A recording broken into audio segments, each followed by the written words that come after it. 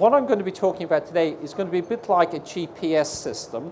So you plug in where you want to go, so you define what the outcome of the meeting is, and then it'll give you a step-by-step system. And if you don't get the outcome you want from the meeting, you'll be able to go, oh, that's the part I went wrong. I like frameworks because they're systems, because if I've got the framework, I'll just keep repeating the framework the whole time.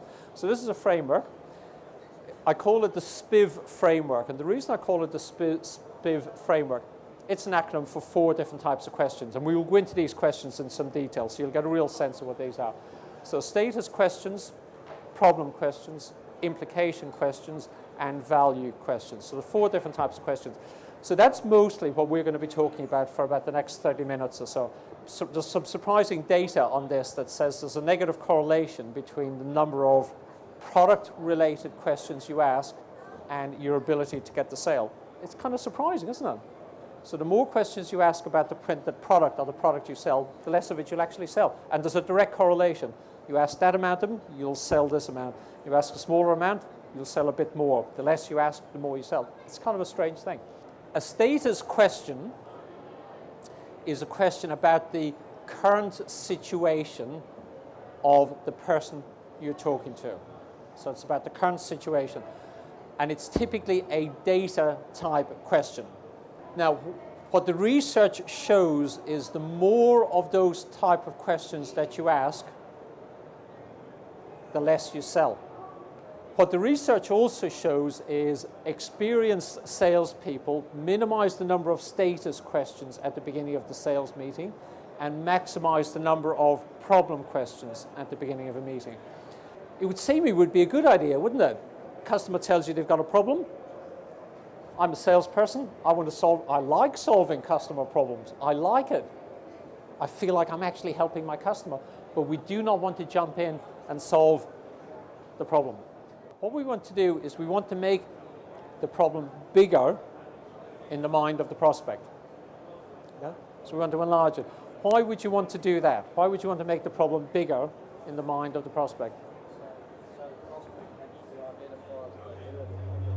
Yeah, exactly that. So essentially, in the prospect's mind, they're confirming they've got the problem, and we're actually expanding the scope of the problem as well. So they're more motivated to solve the problem. And the way we do that is we actually ask implication questions. And what we're looking for in an implication question is we're saying, you know, apart from the impact of the problem here, where else does this problem create impacts in the business?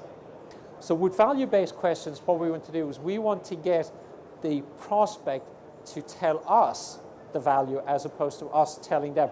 So if I'm, say, having a conversation with a prospect about pearls, and I've explained to them how pearls work, and maybe I've shown them some case studies, and then I might say to them, Tim, if we used a pearl campaign like the one we've just spoken about, in your mind, kind of conservatively, how high or how much of an increase in response rate do you think you might get?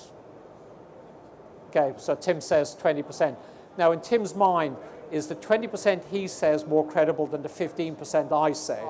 So we get them to tell us, instead of us vomiting all over our prospects, giving them our view of the world. We want to get their view of the world. So here was the piece I came up with instead. This is a write-downer if you're making notes.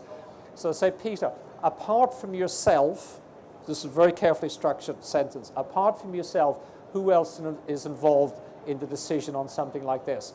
Because what it now does is it acknowledges Peter as being involved and makes it very easy and okay to say, well, apart from me, I have to get John involved, and we need to get the finance director to sign off on it. And now I know. I go, okay, I need to influence Peter and John and the finance director. And if I don't influence all 3 of them, my competitors could be selling to the other 2, and I'm selling to John. And then one phone call I make to John says, we've already gone with somebody else. Okay, how did that happen? Well, that's one of the reasons it happens, because there's somebody else in the organization dealing with this project, talking to one of my competitors, while I think I'm talking to the decision maker, and I'm not. Now, you can get access to everything I've just discussed as part of a member of the Profitology Club for £27. So in US dollars, it's $39. It's a monthly membership. You're not tied in for any particular length of time. So you get the Printer's Profit system, the 6 modules. You get Printers Profit Trends, the 14 interviews. You get the 12-month money-back guarantee, the Profitology Club membership, and then Digital Express, which is optional for you.